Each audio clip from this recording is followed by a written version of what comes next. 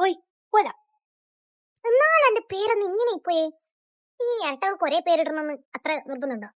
മറ്റേ കുട്ടികളെ അയക്കുന്ന സമയത്ത് നമ്മള് പേരിന്റെ അർത്ഥമെല്ലാം ചോദിച്ചാൽ അപ്പുറത്ത് കളിയാക്കും. എന്റെ പേരിന് പിന്നെ പ്രത്യേകിച്ച് വലിയ അർത്ഥമൊന്നുമില്ല. കാരണം ഞാൻ ഇട്ട ശേഷിയിലേക്ക് ഞാൻ വലുതായി എനിക്ക് കുറച്ച് തിരിച്ചറിവുണ്ടാവുമല്ലോ. ആ ടൈമിൽ ഞാൻ ഉമ്മാട് ചോദിച്ചു ഈ പേര് ഞാൻ കിട്ടെ. കാരണം ഇതിനൊരു അർത്ഥമില്ല. നാദിയ.